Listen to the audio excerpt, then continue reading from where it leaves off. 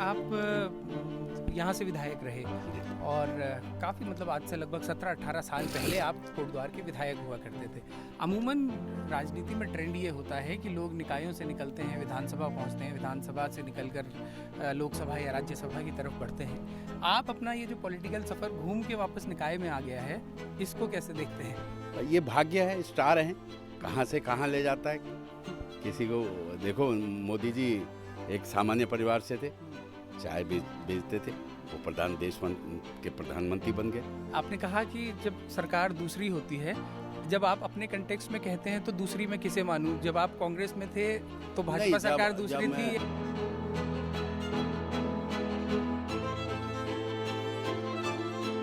क्योंकि 2017 में जब आपने भारतीय जनता पार्टी छोड़ी, उस वक्त आपका ये कहना था कि बाहर से आने वाले कैंडिडेट्स को पार्टी टिकट दे रही है और जो यहाँ का कार्यकर्ता है भारतीय जनता पार्टी का, उनको उतनी वरीयता नहीं मिल रही है। अब आप वापस आपको जो टिकट मिला है, आपको नहीं लगता कि जैसे आहत 2017 में आप हुए थे, वैसे ही इस संगठन में जो पिछले एक दशक से लगातार यहाँ कोटद्वार में काम कर रहा होगा और अपनी दावेदारी मेयर के लिए बना रहा होगा, वो वैसे ही आहत हुआ होगा जैसे 17 में आप थे? कोई ज़्यादा आहत हो जाता है, कोई कम आहत होता है, लेकिन अभी भारतीय जनता पार्टी के जितने सीनियर वरिष्ठ जो टिकट मांग रहे थे, तो सब लोग मंच में हैं, समर्थन कर रहे हैं। कमल का फूल जिताना है, भारतीय जनता पार्टी को जिताना है। 6 प्रत्याशी यहाँ पर चुनाव में हैं इस बार। उनमें से 5 प्रत्याशी आए। 5 प्रत्याशी आए और एक प्रत्याशी तो अब उनका कितना जनाधार है तो वो ज्यादा जानते हैं। निकी जी का नाम कोटद्वार में एक बड़ा नाम है कांग्रेस पार्टी में। आपके लेकिन बैनर्स में उतनी प्रमुखता से निकी जी नजर नहीं आते और आपकी रैलीज में, आपके प्रचार में निकी जी नजर नहीं आते। नगर निगम कोटद्वार के प्राइमरी इश्यूज क्या हैं जिन पर आपकी प्रायोरिटी होगी? कुछ 2 या 3 प्राइमरी इश्यूज जिन पर अगर आप चुनी गई तो सबसे पहले काम? आप देख रहे होंगे कि जगह जगह अब पानी के मीटर्स लगने लगे हैं। वो प्राइवेटाइज कर दिया उन्होंने, वो भी प्राइवेट कंपनी को दे दिया गया है। तो ये पानी के जो मीटर हैं लग रहे हैं और जो पानी का बिल भी अब बहुत ज़्यादा मात्रा में आएगा, तो इसका भी हम पुरजोर विरोध करेंगे। उत्तराखंड का मैं चाहती हूँ कि हम लोग कोटद्वार को नंबर 1 नगर निगम बनाएं। तो उसके लिए हमको अपने सबसे पहले रीढ़ की हड्डी कर्मचारी होता है नगर निगम का। तो हम कर्मचारियों को अच्छे इक्विपमेंट्स, अच्छे औजार, अच्छी उनको dresses, gumboot, gloves, rain quotes जो भी होते हैं उनके सर्दी में, बरसात में जो पहनना होता है, वो सब मुहैया कराएंगे। पिछले कार्यकाल में नहीं दिया गया। इस संगठन के स्तर पर कांग्रेस पार्टी देश भर में भी और प्रदेश भर में भी बड़ी कमजोर नजर आने लगी है। अंत तक पार्टी के टिकट अनाउंस होते हैं और आपकी सेकंड लाइन ऑफ लीडरशिप के जो स्टेट लेवल के नेता होते हैं वो बीजेपी में चले जाते हैं। यहाँ भी अभी जो आपके अगेंस्ट बीजेपी से चुनाव लड़ रहे हैं वो भी आप ही पार्टी से कुछ समय पहले वहाँ गए हैं। तो ऐसे में आप अपने संगठन को संगठित रखने के लिए और जितने लोग बचे हैं उनको अपने साथ लेकर चलने के लिए कितनी कॉन्फिडेंट है? बचे नहीं है। कांग्रेस एक ऐसी विचारधारा है जिसको कोई खत्म नहीं कर सकता है। 2-3 दुर्घटनाएं भी यहाँ पे हो चुकी है, उनकी मृत्यु हो चुकी है इन आवारा सांडों की वजह से। हम तो इसको विकास का द्वार बनाना चाहते थे कोटद्वार में, लेकिन ये विनाश का द्वार हुआ है। इन नेताओं ने कोटद्वार को विनाश का द्वार बनाया है। हम इस कोटद्वार को चाहते थे कि एक तरह से कर्ण नगरी, जो ये सिर्फ नाम चेंज करते हैं, इसको इन्होंने नाम चेंज करके कर दिया कर्ण नगरी। तो असल में ये कर्ण नगरी नहीं बल्कि ये सांड नगरी है। जैसे भाई ने बताया कि सांड के तो आतंक यहाँ पे है। अभी मेरे साथ का एक मित्र था विनीत गुप्ता, उसकी मृत्यु हो गई। सांड ने उसको टक्कर मारी, उसकी मृत्यु हो गई। कि यहाँ पर जब भी चुनाव होते हैं या तो पैरासूट प्रत्याशी आते हैं, उनको यहाँ आम जनता से कोई मतलब नहीं होता है, या फिर तो जो बनते हैं यहाँ पर या तो उनको कोई ऊपर से बहाना मारते हैं कि हमें दूसरी सरकार बैठी है, वो हमें नहीं काम करने दे रही है। तो यहाँ पर तो ये हमेशा कोटद्वार का दुर्भाग्य रहा।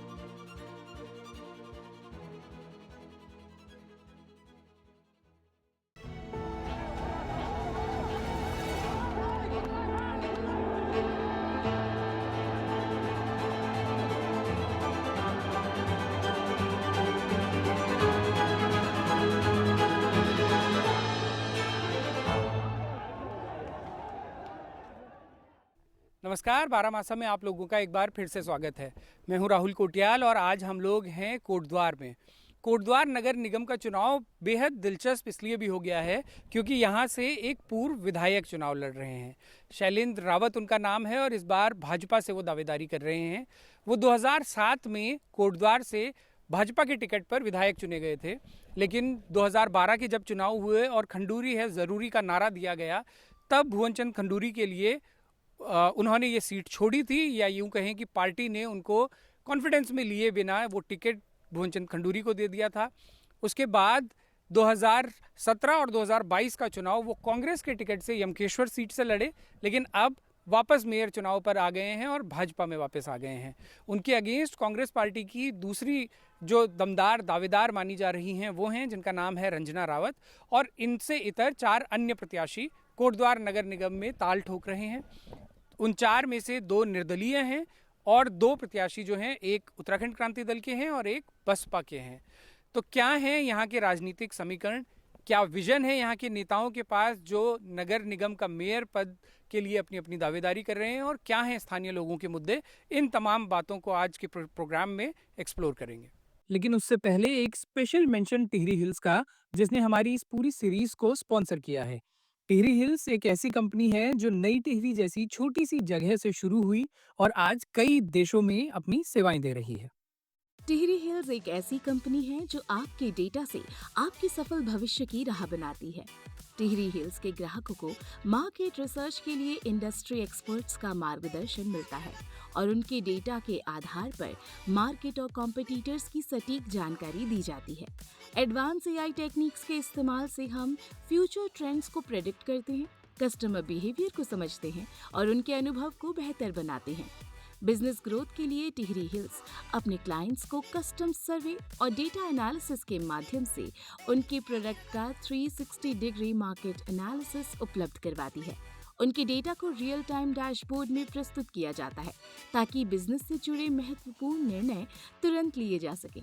प्रेडिक्टिव मॉडलिंग और ऑपरेशनल इंटेलिजेंस के जरिए टिहरी हिल्स अपने क्लाइंट्स को ऐसा माहौल देती है कि वो हमेशा अपने कॉम्पिटिटर से आगे रहें। क्लाइंट्स के डेटा को सुरक्षित रखना भी टिहरी हिल्स की सर्वोच्च प्राथमिकता है। टिहरी हिल्स ISO 27001 और 9001 सर्टिफाइड है।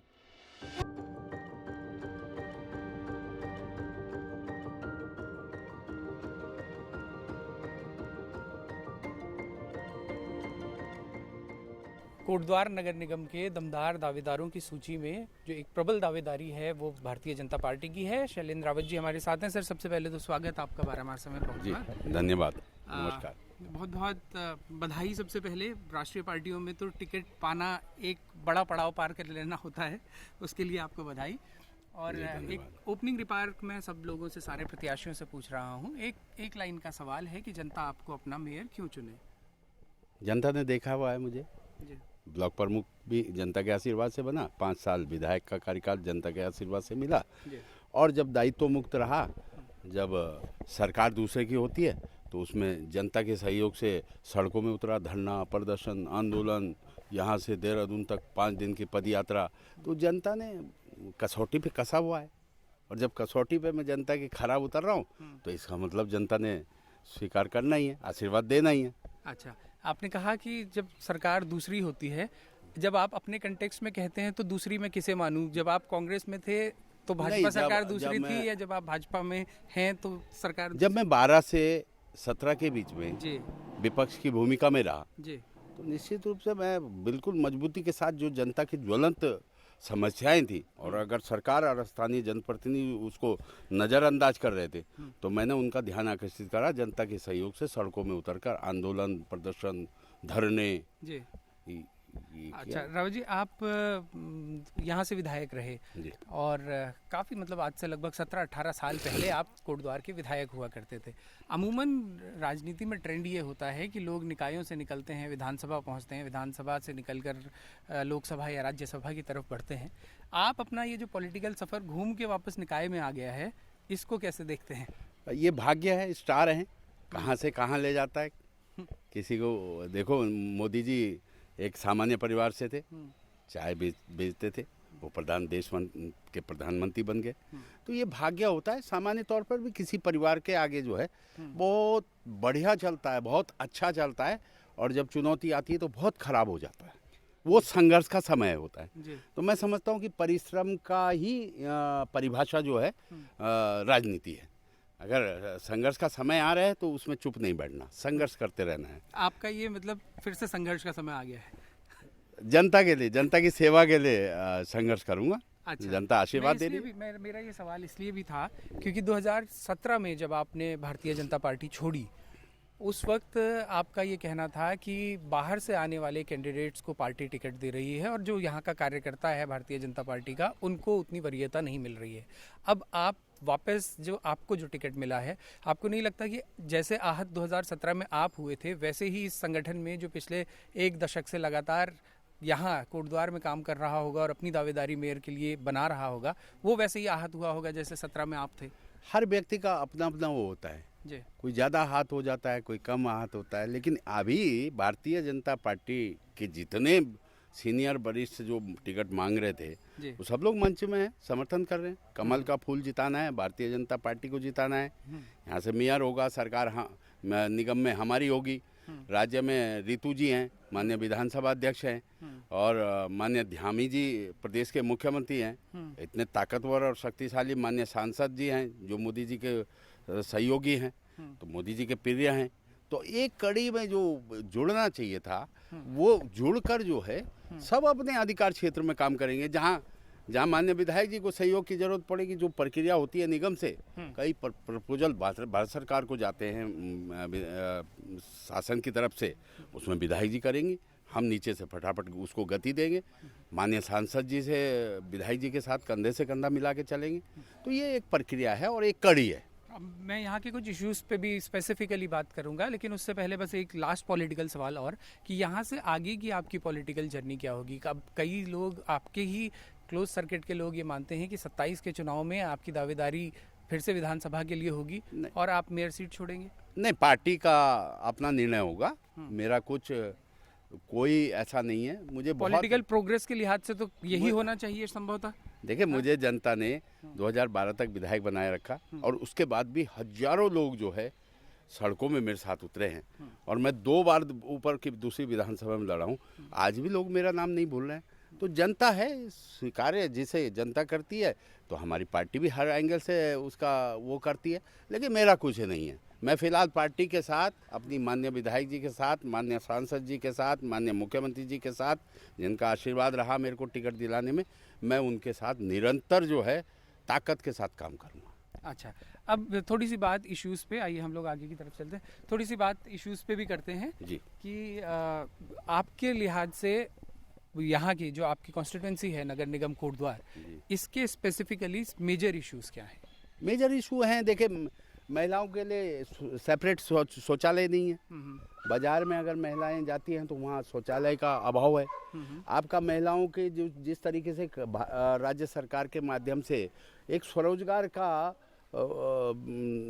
पहलू दिया हुआ है राज्य सरकार ने, प्रशिक्षण होते हैं, समूह बनते हैं, उनको लोन कम दरों में मिलता है, फिर वो अपना रोजगार करते हैं, स्वरोजगार के माध्यम से जो है अपने परिवार को संचालित करते हैं। उसी तरीके से एक अलग सिस्टम माता और बहनों के लिए, क्योंकि समाज के लिए माता और बहनों का बहुत बड़ा योगदान है जी, वो भुलाया नहीं जा सकता। आप पारिवारिक जिम्मेदारी भी निभा रही हैं। समाज की जब परेशानियां होती हैं, जब समाज में विपदा आती है, तो मातृशक्ति उत्तराखंड आंदोलन को अपने राज्य को प्राप्त करने के लिए पूरी ताकत के साथ मातृशक्ति सड़कों में रही, कोदा जुंगारा खाएंगे, उत्तराखंड राज्य बनाएंगे, तो बहुत बड़ी संख्या रही।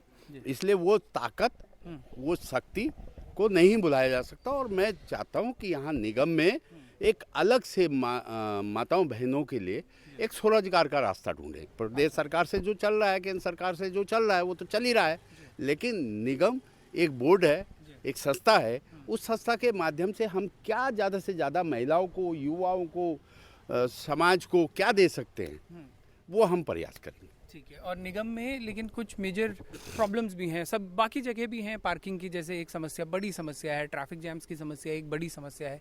आपने कुछ और शहरों के, देश के किसी और शहरों के उदाहरण के अनुसार या अपने विजन के अनुसार कुछ ऐसी चीज़ें, कुछ ऐसे रोड मैप्स तैयार किए हैं कि इन जो ये मेजर इश्यूज अब जैसे जैसे निगम बड़े हो रहे हैं वैसे वैसे उनकी प्रॉब्लम्स भी बड़ी हो रही हैं? नहीं, हमारे पास सारा खाका हमारे मन और मस्तिष्क में है, क्योंकि ये विधानसभा ब्लॉक प्रमुख भी के क्षेत्र में भी रही और विधायक तो इस विधानसभा में थोड़ा सा क्षेत्र कालागढ़ कटा हुआ है नगर निगम के क्षेत्र में, 2-2.5 मतदाता कम है।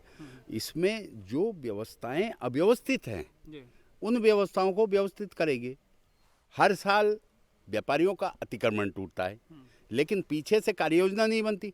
आप ठीक है, हम पक्षधर नहीं अतिक्रमण के, लेकिन आप कार्य योजना तो बनाओगे कि यहाँ पे तोड़ना है हमको, तो यहाँ पे पक्काकरण करना है। वो कहीं दिखाई नहीं देता। व्यापारी जो है बेचारा परेशान रहता है, फिर उसको सीमेंट से पोत के फिर अगले साल जेसीबी आ जाता है उसको। फिर एक अस्थायी समाधान होना चाहिए। और टैक्सी और ऑटो स्टैंड बिल्कुल अलग सेपरेट होने चाहिए। पहाड़ की गाड़ियाँ हैं, अपना ये ऑटो 1000 ऑटो हैं यहाँ कोटद्वार में, उनको अस्थाई स्टैंड नहीं है।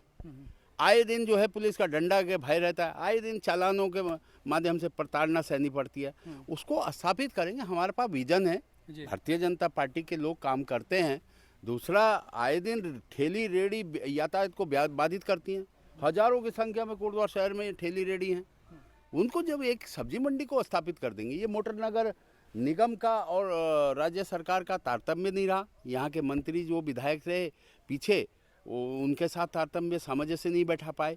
ये खड्डा बना हुआ है। जो प्रक्रिया निगम से तेज गति से जानी चाहिए थी वो कहीं ना कहीं बाधित दिखाई दी। दूसरे दल की वजह से, भारतीय जनता पार्टी की वजह से जो है कांग्रेस के मेयर साहब समझ से नहीं बैठा पाए। ये अपनी व्यवहार कुशलता, कार्य कुशलता, ये कहीं ना कहीं वो पार्ट बहुत गैप था उसमें, तो वो गैप पट जाएगा। यहाँ निगम में भारतीय जनता पार्टी बैठेगी, राज्य में भी भारतीय जनता पार्टी है, केंद्र में भी भारतीय जनता पार्टी है जी। तो कमल का फूल परचम लहराएगा। बहुत चलिए, हमारी बहुत बहुत शुभकामनाएं। और आपका बहुत व्यस्त शेड्यूल है, आजकल चुनाव प्रचार एकदम जोरों पे है, उसके बीच आपने समय निकाला, उसके लिए बहुत बहुत शुक्रिया और बहुत बहुत शुभकामनाएं।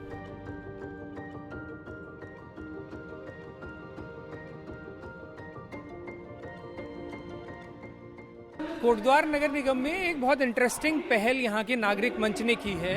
ये पीछे देखिए, नागरिक मंच ने आज एक आयोजन यहाँ पे किया है। कुल 6 प्रत्याशी चुनाव मैदान में है मेयर पद के लिए, तो नागरिक मंच ने 6 के 6 प्रत्याशियों को एक ओपन डिबेट के लिए इनवाइट किया है।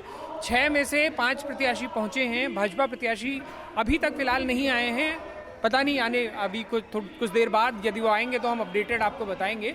लेकिन बाकी के प्रत्याशी यहाँ आए हैं और एक साथ एक ही मंच पर सारे प्रत्याशी अपनी अपनी बात रख रहे हैं। ये एक बहुत अच्छी पहल है कि अन्य जगह भी, अन्य नगर निगम में या नगर पालिकाओं में इस तरह की डिबेट्स के लिए, ओपन डिबेट्स के लिए यदि प्रत्याशी एक ही मंच पर आकर ट्रांसपेरेंसी से अपनी बात रखें तो ये एक बहुत ही वेलकमिंग पहल है। तो मेरा सबसे पहले जो यहाँ पे विजन रहेगा, हमारे दल का विजन रहेगा, जन सेवा पर आधारित यहाँ पे हम नागरिक प्रशासन देंगे। सुरक्षित एवं स्वच्छ पर्यावरण के संरक्षण को प्राथमिकता देते हुए यहाँ के नागरिकों का बेहतर जीवन स्तर बनाने के हम यहाँ पर कार्य करेंगे। आजकल घरों में मीटर लगने लगे हैं, आप देख रहे होंगे, प्राइवेटाइज कर दिया गया है इन्होंने। सारे जो पानी के जो आपके बिल आएंगे वो एक प्राइवेट संस्था को दे दिया गया है। अब आपके घरों में पानी के लिए मीटर लगेंगे। तो ये जो विजुअल्स अभी आप लोगों ने स्क्रीन पर देखे थे, जिसमें तमाम प्रत्याशियों को मेयर पद के लिए जो अपनी दावेदारी कर रहे हैं कोटद्वार से, उनको एक ही मंच पर आमंत्रित किया गया था। वो आयोजन था नागरिक मंच का। हमारे साथ नथानी जी हैं जो अध्यक्ष हैं नागरिक मंच के। सर, पहले तो बहुत बहुत स्वागत आपका बारामासा में। धन्यवाद आपको। और आप लोगों ने ये जो पहल, ये पहली बार हुआ है कि इस चुनाव में, या इससे पहले भी किसी चुनाव में आप लोगों ने इस तरह की पहल की थी? नहीं, नागरिक मंच के माध्यम से ये पहला प्रयास किया गया है।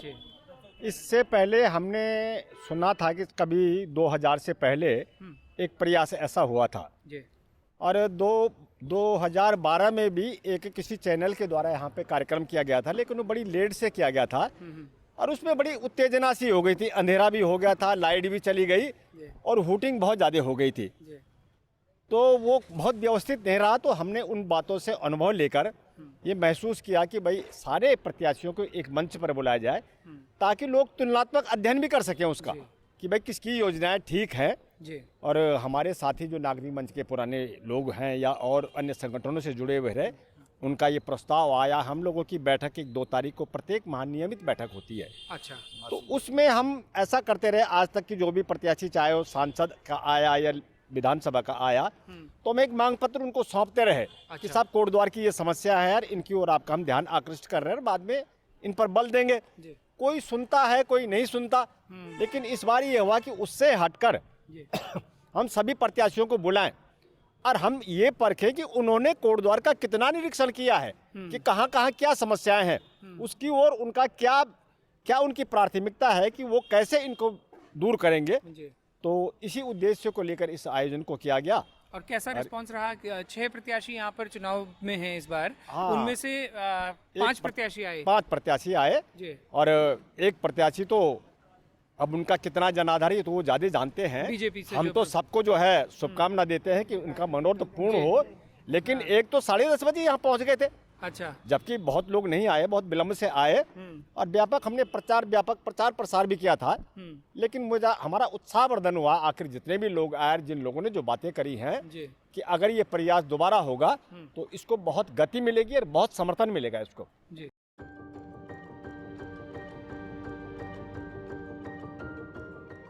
कोटद्वार में दमदार दावेदारों की सूची में जो एक और प्रमुख नाम है, कांग्रेस प्रत्याशी रंजना रावत जी हमारे साथ हैं। रंजना जी, सबसे पहले बहुत बहुत स्वागत बारामासा में। बहुत बहुत धन्यवाद, बहुत बहुत। हम लोग तमाम जो नगर निगम हैं उनके मेयर प्रत्याशियों से बातचीत का एक क्रम जारी है हमारा, और पहला सवाल मैं जो सभी प्रत्याशियों से पूछ रहा हूँ, आपसे भी एक लाइन का सवाल है, जनता आपको अपना मेयर क्यों चुने? जनता मुझे अपना मेयर इसलिए चुने कि हम लोग हमेशा से जनता के बीच में रहे हैं। जब भी जनता की कोई परेशानी हुई, चाहे वो स्मैक को लेकर हो, चाहे शराब के ठेके को लेकर हो, चाहे अंकिता भंडारी हत्याकांड हो, और जितने भी छोटी छोटी समस्याएं लोगों की होती थी तो जहाँ जहाँ वो हमको बुलाते थे वहाँ वहाँ हम उपस्थित होते थे। तो कहीं ना कहीं ये कारण है कि पार्टी के द्वारा भी टिकट दिया गया मुझे इसी कारण से, और मैं चाहती हूँ कि इसीलिए जनता हमें वोट देगी ज़रूर। ठीक है, आपने पार्टी टिकट की बात की, बधाई। बड़ी राजनीतिक पार्टियों में तो टिकट मिलना पहली सीढ़ी और उपलब्धि होती है, उसकी तो आपको बधाई। लेकिन पहले मैं पार्टी पॉलिटिक्स से ही थोड़ा सा बात शुरू करूंगा आपसे कि आपके जितने मैं होर्डिंग्स अभी शहर में आते हुए देख रहा था, निगी जी का नाम कोटद्वार में एक बड़ा नाम है कांग्रेस पार्टी में। आपके लेकिन बैनर्स में उतनी प्रमुखता से निगी जी नज़र नहीं आते, और आपकी रैलीज में, आपके प्रचार में निगी जी नज़र नहीं आ रहे। नहीं, बैनर्स में आप कैसे बोल रहे कि नज़र नहीं आते? वो तो हमारे पिता तुल्य हैं, आदरणीय हैं, और उन्हीं की उंगली पकड़कर जो रंजना रावत आज बनी है, उन्हीं से सीखा है हमने सब कुछ। और सभी बैनर्स में उनकी फ़ोटोज़ हैं, और सभी पूरे संगठन, नगर हो चाहे जिला हो, सभी संगठनों को हमने तवज्जो दिया है। और बिना उनके आशीर्वाद के कुछ नहीं हो सकता। जो टिकट भी मिला तो वो भी उन्हीं के आशीर्वाद से मिला है। तो हम लोग सब मिलके, बड़े जो लीडर सब आएंगे, क्योंकि वो हमारे स्टार प्रचारक हैं, तो जब स्टार प्रचारकों की सूची आएगी तो वो लोग भी सब आएंगे यहाँ पे। अच्छा, अभी लेकिन कैंपेनिंग में अभी तक वो अभी तो हम बच्चे काम कर रहे हैं, पूरी उनकी टीम काम कर रही है कांग्रेस की, और डोर टू डोर जा रहे हैं हम लोग ऐसी सभाएं नहीं कर रहे, हम ज़्यादा डोर टू डोर जा रहे हैं। और सब लोग जब बड़े मीटिंग्स होगा तो उसमें स्टार प्रचारक के रूप में माननीय सुरेंद्र सिंह नेगी जी पहुंचेंगे। पिछला जो कार्यकाल रहा है, जब नगर निगम पहली बार कोटद्वार बना तो उसमें पहले ही कांग्रेस प्रत्याशी की जीत हुई थी। तो पिछला कार्यकाल आपके पास वो बर्डन भी है कि आपको डिफेंड भी करना है अपनी पार्टी के जो भी उसमें अच्छा बुरा हुआ। तो आप बता सकती हैं कि पिछले कार्यकाल में कांग्रेस पार्टी के टिकट पर जो यहाँ से मेयर प्रत्याशी बनी थी, उनकी क्या उपलब्धियाँ रही? उनकी मैं जैसे कहती हूँ कि फर्स्ट टेन्योर था हमारा नगर निगम का, उस समय फर्स्ट टाइम बना था कोटद्वार नगर निगम, और बहुत अच्छे अभूतपूर्व काम हुए, क्योंकि 40 वार्ड में कन्वर्ट हुआ, 11 वार्ड थे पहले, और 40 वार्ड में लाइटनिंग्स की सुविधाएं, मैं जगह जगह जहाँ भ्रमण कर रही हूँ वहाँ ब्रांच रोडें सब बन चुकी हैं, अधिकतर बन चुकी हैं। कुछ जो छूटे हुए काम है वो हम लोग करेंगे। सफाई व्यवस्था को लेकर हो तो वहाँ पर भी हमने देखा है कि बहुत अच्छी तरीके से साफ़ सफाई हो रही है, और मुझे नहीं लगता कि कोई ऐसा उन्होंने काम किया, और मुझे कहीं भी शिकायत का मौका नहीं मिला है जहाँ तक मैं अभी गई हूँ। तो बहुत अच्छा, जो छूटे हुए काम है वहाँ पे हम अब उनके बच्चे काम करेंगे। अच्छा, बिल्कुल मतलब आप सेटिस्फाइड हैं पिछला बिल्कुल कार्यकाल? बिल्कुल अच्छा कार्यकाल था, अच्छा बहुत अच्छा था। जिस हिसाब से फर्स्ट टेन्योर था बहुत अच्छा, हर जगह जो भी प्रॉब्लम्स थी वो शॉर्ट आउट हुई हैं। अच्छा, कुछ इश्यूज की बात करेंगे। आपको क्या लगता है कि नगर निगम कोटद्वार के प्राइमरी इश्यूज क्या हैं जिन पर आपकी प्रायोरिटी होगी? कुछ 2 या 3 प्राइमरी इश्यूज जिन पर अगर आप चुनी गई तो सबसे पहले काम करने की सबसे पहले काम हम यही करेंगे कि नगर निगम में 10 इयर्स के लिए आपको ये जो हमारा कर था ये माफ़ किया गया था, लेकिन अब जैसे ही महापौर जी गद्दी से उतरे तो वो उन्होंने फीते डालने शुरू कर दिए और फीते डाल के छन्नियों तक में फीते डालने लगे। ये लोग ही चाहते हैं कि ये लोग इसमें टैक्स लागू करें। हम लोग जैसे ही आएंगे तो हम लोग टैक्स नहीं लगने देंगे। आप देख रहे होंगे कि जगह जगह अब पानी के मीटर्स लगने लगे हैं, वो प्राइवेटाइज़ कर दिया उन्होंने, वो भी प्राइवेट कंपनी को दे दिया गया है। तो जी पानी के जो मीटर हैं लग रहे हैं और जो पानी का बिल भी अब बहुत ज़्यादा मात्रा में आएगा, तो इसका भी हम पुरजोर विरोध करेंगे। हम लोग बच्चों के लिए लाइब्रेरी, क्योंकि यहाँ पे एक भी सरकारी लाइब्रेरी नहीं, तो नगर निगम और सरकार के माध्यम से हम लोग यहाँ पे बच्चों के लिए रीडिंग के लिए, कॉम्पिटिटिव एग्जाम्स के लिए लाइब्रेरी बनवाएंगे, मिनी पार्क्स बनवाएंगे। ट्रेंचिंग ग्राउंड में आप देख रहे होंगे कि रिसाइकिल प्लांट नहीं है, तो हम लोग वहाँ पे ट्रीटमेंट प्लांट लगाएंगे जिससे कि वो रिसाइकिल होकर खाद बन सके उसका। और ऐसे ही बहुत ज़्यादा कई मुद्दे, महिला शौचालय एक भी नहीं है, जितने भी शौचालय हैं वहाँ पे हाईटेक नहीं है, वो साफ़ सफाई नहीं है, वहाँ कर्मचारी बढ़ाएंगे। आप कर्मचारियों की, अगर हम चाहते हैं कोटद्वार को नंबर 1 नगर निगम बनाएं तो कैसे बनाएंगे हम? उत्तराखंड का मैं चाहती हूँ कि हम लोग कोटद्वार को नंबर 1 नगर निगम बनाएं, तो उसके लिए हमको अपने सबसे पहले रीढ़ की हड्डी कर्मचारी होता है नगर निगम का। तो हम कर्मचारियों को अच्छे इक्विपमेंट्स, अच्छे औजार, अच्छी उनको ड्रेसेस, गम बूट, ग्लव्स, रेन कोट्स जो भी होते हैं उनके सर्दी में बरसात में जो पहनना होता है वो सब मुहैया कराएंगे। ये पिछले कार्यकाल में नहीं दिया गया? दिए हैं, लेकिन और मैं चाहती हूँ कि हाईटेक तरीके से उनको गम बूट्स वगैरह, उनको जो भी है वो सब, जो नहीं हो पाया वो हम काम पूरा करेंगे। ट्रेंचिंग का आपने जो इशू बताया, पिछली बार उस दिशा में थोड़ा बहुत भी काम हुआ 5 साल में आपकी पार्टी के? मेरे ख्याल से अभी काफ़ी हद तक वहाँ पे मैं देख रही हूँ कि कूड़ा कम हुआ है। पहले बहुत अंबार लगा रहता था कूड़े का, लेकिन अब मैंने देखा है कि इस टेंडर में कूड़ा कम हुआ है, लेकिन अब हम चाहते हैं कि ट्रीटमेंट प्लांट अच्छे से लग जाए वहाँ पे। बस मेरा लास्ट सवाल आपसे ये कि संगठन के स्तर पर कांग्रेस पार्टी देश भर में भी और प्रदेश भर में भी बड़ी कमज़ोर नज़र आने लगी है। अंत तक पार्टी के टिकट अनाउंस होते हैं और आपकी सेकंड लाइन ऑफ लीडरशिप के जो स्टेट लेवल के नेता होते हैं वो बीजेपी में चले जाते हैं। यहाँ भी अभी जो आपके अगेंस्ट बीजेपी से चुनाव लड़ रहे हैं वो भी आप ही पार्टी से कुछ समय पहले वहाँ गए हैं। तो ऐसे में आप अपने संगठन को संगठित रखने के लिए और जितने लोग बचे हैं उनको अपने साथ लेकर चलने के लिए कितनी कॉन्फिडेंट है? बचे नहीं है। कांग्रेस एक ऐसी विचारधारा है जो जिसको कोई ख़त्म नहीं कर सकता है। और आज मैं देख रही हूँ कि एक महिला को सामान्य सीट में टिकट दिया, उसके बाद एक युवा भी हूँ मैं, मतलब एक नई लीडरशिप को जब आपने टिकट दिया था, हमने देखा कि इतने लोग, मतलब कांग्रेस की एक, मेरे कहने ना एक बाढ़ सी आ गई है। लोग जगह जगह जा रहे हैं और कांग्रेस के नाम से मतलब नारे लगा रहे हैं। मतलब कांग्रेस का संगठन कहीं ख़त्म नहीं है। आपको नई लीडरशिप डेवलप करनी पड़ेगी और आप देखेंगे कि ज़रूर कांग्रेस आगे बढ़ के आएगी और आने वाला समय कांग्रेस का है और संगठन कहीं से भी कमज़ोर नहीं है, बहुत अच्छा। और मैं यही कहती हूँ जो अवसरवादी लोग होते हैं ना, उनको प्लीज़ ना लें पार्टी में, जो कभी इधर कभी उधर जाते हैं। हम शुरू से कांग्रेस पार्टी में रहे हैं, चाहे हमें टिकट मिला चाहे नहीं मिला, लेकिन हम अपनी पार्टी के साथ हमेशा हमने स्टैंड लिया। और आज रंजना रावत को पार्टी ने टिकट दिया है तो कहीं ना कहीं हम लोगों ने जनता के बीच में काम किया होगा, जनता के बीच में उनकी समस्याओं को सुना होगा, अपनी विचारधाराओं को रखा होगा, तभी जाके कांग्रेस पार्टी ने टिकट दिया। तो ऐसे ही लोगों को, इन जो अवसरवादी नेता होते हैं उनको नहीं देना चाहिए टिकट, मेरा मानना है। बहुत बहुत शुक्रिया, आपने समय निकाला हमसे बातचीत करने के लिए। बहुत बहुत शुभकामनाएं। थैंक्स।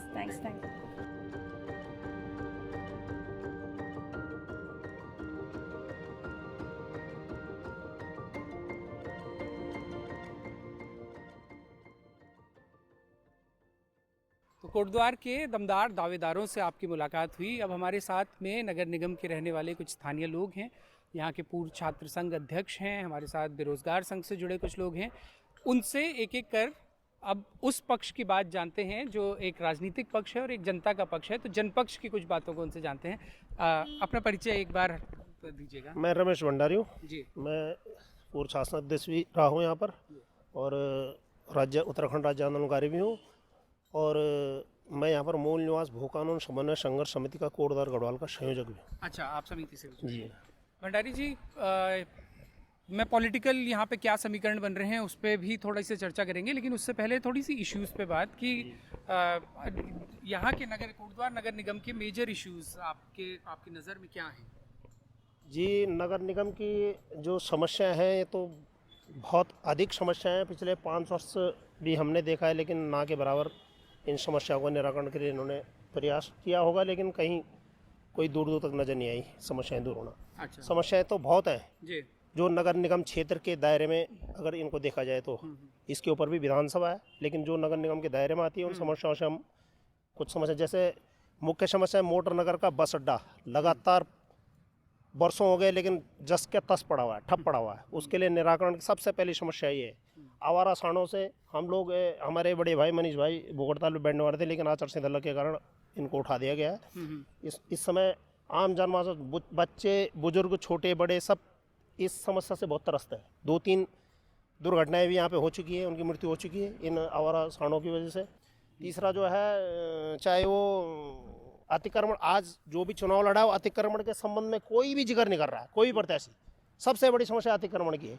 ये वोट बैंक के लोग, ताकि जो है इसको वोट बैंक हमारा कम ना हो, ये इसमें कोई छेड़ ही नहीं रहा। हर मुद्दे छेड़े, लेकिन ये मुद्दा कोई छेड़ ही नहीं रहा। लाइब्रेरी की यहाँ पे व्यवस्था नहीं है, बच्चों की, छोटे हमारे बच्चे हैं या आम जन का बच्चा है, इसको लाइब्रेरी जो एक पठन पाठन का ठीक जिसको ज्ञान लेना है, इस लाइब्रेरी की व्यवस्था हमारे बच्चों के लिए एक अच्छी सी लाइब्रेरी की व्यवस्था होनी, वह बल्कि हर वार्ड में हो। मैं तो कह रहा हूँ हर वार्ड में हो, 40 वार्ड, 40 के 40 वार्ड में इसकी व्यवस्था, ना कि केवल नगर निगम तक। ठीक है, शुक्रिया। राम भाई, इश्यूज़ उन्होंने बताए, कमोबेश आप सभी लोग एग्री करेंगे, बहुत डिटेल में भंडारी जी ने जो इश्यूज़ हैं उनके बारे में बताया। अब बेरोजगार संघ का, क्योंकि अब एक पॉलिटिकल स्टैंड भी स्ट्रॉन्ग होता जा रहा है, और स्पेशली बॉबी पंवार को जिस तरह से वोट पड़े उसके बाद से, तो इसलिए मैं पॉलिटिकल यहाँ के जो समीकरण हैं, इन इश्यूज़ के निराकरण के लिए कौन से ऐसे प्रत्याशी हैं जो जिनकी दावेदारी भी मजबूत लग रही हो और जो लग रहा हो कि जीतने के बाद काम करेंगे इस दिशा में? देखिए, राज्य गठन के बाद से लगातार कोटद्वार में सिर्फ जो है अपने स्वार्थ के लिए और अपने घर भरने के लिए, अपने घरों को पैसों से भरने के लिए सिर्फ वही चीज़ हुई है। इसके अलावा इस कोटद्वार में कुछ भी नहीं हुआ है। हमने देखा कि पिछले 5 साल पहले जब नगर निगम का गठन हुआ था, कोटद्वार को नगर निगम बनाया गया था, तो शायद कोटद्वार वासियों ने भी ये समझा था कि शायद कुछ अब बदलेगा।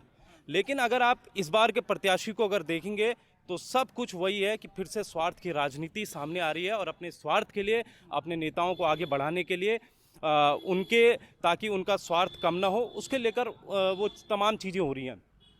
मैं कोठियाल भाई एक चीज़ आपसे ये कहना चाहता हूँ कि भंडारी जी ने लगभग जो है सारे जो मुद्दे हैं बेसिकली वो सारे गिनाए हैं, लेकिन इसको गढ़वाल का द्वार कहा जाता है, कोटद्वार को। अब ये देखिए, गढ़वाल का द्वार, हम तो इसको विकास का द्वार बनाना चाहते थे कोटद्वार में, लेकिन ये विनाश का द्वार हुआ है। इन नेताओं ने कोटद्वार को विनाश का द्वार बनाया है। हम इस कोटद्वार को चाहते थे कि एक तरह से कर्ण नगरी, जो ये सिर्फ नाम चेंज करते हैं, इसको इन्होंने नाम चेंज करके कर दिया कर्ण नगरी। तो असल में ये कर्ण नगरी नहीं बल्कि ये सांड नगरी है। अगर आप देखेंगे तो जगह जगह आपको सांड नजर आएंगे। यहाँ पर जो पर्यटक दूर दूर से आता है उनको सांड उनको अपने सिंग मार के चले जाता है। तो ये हमारे कोटद्वार का सबसे बड़ा, मुझे लगता है, अगर यहाँ पर सारे, एक दिन मैं देख रहा था भाई साहब कि उसमें ही ये बैठे थे सुरेंद्र सिंह नेगी और जो मेयर हैं अभी, फिर मौजूदा जो मेयर थी वो बैठी थी, और वहाँ पर बात चल रही कि भाई कोटद्वार से सांड हटाओ, कोटद्वार से सांड हटाओ। अब मेयर भी और वो भी कह रहे कि कोटद्वार से सांड हटाओ, कोटद्वार से सांड हटाओ। अरे भाई साहब, आप मेयर हैं, आपको तो 5 साल पहले ही जब आपने मेयर की कुर्सी में आप आए थे, उसी वक्त आपको जो है सांडों को यहाँ से हटा देना चाहिए था। लेकिन 5 साल बाद जब आंदोलन हो रहा है, उस आंदोलन में आप कह रही हैं कि हम सांडों को जो है भगा देंगे। तो ये सिर्फ और सिर्फ इस कोटद्वार का सबसे बड़ा दुर्भाग्य है। सिर्फ अपने घरों को भरने के लिए इन्होंने जो है यहाँ पर राजनीति की है। लेकिन हमें भी सौगंध है सिद्धबली धाम की कि अगर इस प्रदेश, इस कोटद्वार की जनता ने साथ दिया तो 2027 में इनका सुपड़ा साफ कर देंगे, और इस कोटद्वार में एक नई ज्वाला, एक नई क्रांति को लेकर जरूर हम आएंगे। मैं ये भी कहना चाहता हूँ कोठियाल जी, भाई साहब आपसे, कि अगर आप मोटर नगर का जो आप देखेंगे वो हमें भी नहीं पता, क्योंकि जब मैं अपने दादाजी की जब उंगली पकड़कर जाता था उधर से, तो फिर मैं अपने दादाजी से पूछता था कि दादाजी ये क्या बन रहा है। तो मेरे दादाजी उस समय कहते थे कि बेटा ये तो बस अड्डा बन रहा है। फिर उसके बाद मैं अपने पापा की उंगली पकड़कर उसी रास्ते से गुजरता था और मेरे जो पापा कहते थे वो कहते थे भाई बेटा यहाँ पर ना शॉपिंग मॉल बन रहा है। मैं भी तब भी खुश होता था। और आज मैं अपने बच्चे की उंगली पकड़कर जाता हूँ उसी रास्ते में, तो मैं अपने बच्चे को क्या कहता हूँ कि बेटा यहाँ पर कभी कुछ नहीं बनेगा। क्यों नहीं बनेगा? क्योंकि इन कोटद्वार के नेताओं ने हमसे हमेशा वादा किया था कि वहाँ पर जो है एक ऐतिहासिक बस अड्डा बना दिया जाएगा, लेकिन वो बस अड्डा आज तक नहीं बनाया गया। तो ये बड़ा दुर्भाग्यपूर्ण है और मैं मानता हूं कि कोटद्वार की जनता को अब एकजुट होने की ज़रूरत है, क्योंकि इन भाजपा, कांग्रेस, अन्य ये जो दल हैं, राजनीतिक दल हैं, ये सिर्फ आपके विनाश के लिए बने हैं, इसके अलावा कुछ नहीं। राम भाई, मैं पॉलिटिकल कमेंट भी आपसे लेना चाहूँगा। यहाँ पे कांग्रेस और बीजेपी के बीच में माना जा रहा है कि मेन फाइट है। टोटल 6 कैंडिडेट्स हैं। बेरोजगार संघ क्या मेयर कैंडिडेट की किसी जो अभी कंटेस्ट कर रहे हैं किसी को समर्थन दे रहा है, या किसी के अगेंस्ट बहुत मजबूती से खड़ा है, या किसी निर्दलीय को समर्थन? देखिए, हमें काफ़ी जब इलेक्शन हुए थे उस वक्त काफ़ी फ़ोन किए, कोटद्वार के लोगों ने कहा कि आप भी अपना एक उम्मीदवार मेयर के लिए कर लीजिए, लेकिन हमने ये सही समय नहीं समझा। हमने ये कहा कि अभी देख लेते हैं, चीज़ें कर लेते हैं। लेकिन उसके बाद जब इलेक्शन हुए, नामांकन हुआ, उसके बाद हमें बहुत सारे फ़ोन आ रहे हैं कि भाई बॉबी पवार की यहाँ पर रैली कर दीजिए, थोड़ा प्रचार हो जाएगा।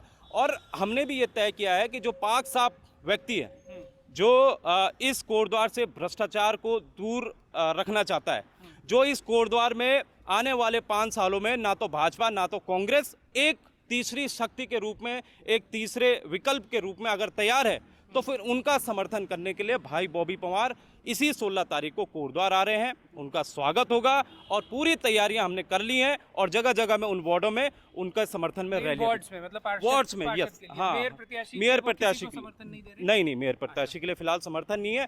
हमने, क्योंकि निर्दलीय में कई ऐसे पार्षद हैं जो बिल्कुल युवा हैं और काफ़ी अच्छी समझ रखते हैं, कोटद्वार के विकास को आगे ले जाना चाहते हैं, तो उनको हम समर्थन करने जा रहे हैं। ठीक है। कुछ और लोगों से मैं आपकी बातचीत करवाता हूँ। एक बार अपना परिचय दीजिएगा भाई साहब। नमस्कार, मैं मनीष भट्ट हूँ जी, और बेरोजगारी हूँ। उत्तराखंड आंदोलन में हमने अपना पूरा जीवन खराब किया और तब से हम बेरोजगारी हैं और आज भी संघर्ष कर रहे हैं। मनीष जी, यहाँ के अभी जो मेयर का कैंडिडेचर है, स्पेशली भारतीय जनता पार्टी से, वो व्यक्ति हैं जो यहाँ कभी आप लोगों के विधायक भी रह चुके हैं। तो अपने एक विधायक को विधानसभा में चुने जाने के लगभग 18 साल बाद वापस निकाय का चुनाव लड़ते हुए देखना कैसा लगता है? विधायक जी की उस समय भी ऐसी कोई खास उपलब्धियां तो थी नहीं। विधायक रहे, 5 साल पूरा हुआ, चले गए। फिर उसके बाद उनको टिकट नहीं मिला, वो दूसरी पार्टी में चले गए। उन्होंने विधानसभा ही बदल दी, दूसरी विधानसभा चले गए। तो ये तो खाली राजनीतिक महत्वाकांक्षा मात्र है कि राजनीति में होंगे, हमारे पास कोई पद होगा तो हम हैं, अदरवाइज कुछ नहीं। बाकी जन सेवा से किसी भी पार्टी का कोई भी नेता अब तक रहा हो, हम देख रहे हैं पिछले 25 सालों से, उत्तराखंड बने हुए 25 साल हो गए हैं, तब से यहाँ पर एक भी पत्थर नहीं रखा गया, जस का तस है। और ये लगभग आप ये लगाइए कि अन्य शहरों के मुकाबले, अन्य क्षेत्रों के मुकाबले ये कम से कम 30 से 40 साल कोटद्वार और भी ज़्यादा पिछड़ गया। तो ये हमारा बहुत बड़ा दुर्भाग्य है कि यहाँ पर जब भी चुनाव होते हैं, या तो पैरासूट प्रत्याशी आते हैं, उनको यहाँ आम जनता से कोई मतलब नहीं होता है, या फिर तो जो बनते हैं यहाँ पर, या तो उनको कोई ऊपर से बहाना मारते हैं कि हमें दूसरी सरकार बैठी है, वो हमें नहीं काम करने दे रही है। तो यहाँ पर तो ये हमेशा कोटद्वार का दुर्भाग्य रहा।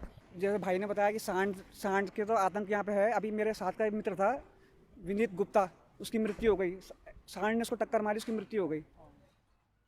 कोटद्वार में जो भी प्रॉब्लम्स हैं, ये जो सारी प्रॉब्लम्स है, सांड की प्रॉब्लम, ड्रेनेज की प्रॉब्लम, सिक्योरिटी की प्रॉब्लम, अवैध जो यहाँ पर जो लोग आ रहे हैं, ये सारे इश्यूज इसलिए हैं कि ये प्लान्ड सिटी नहीं है।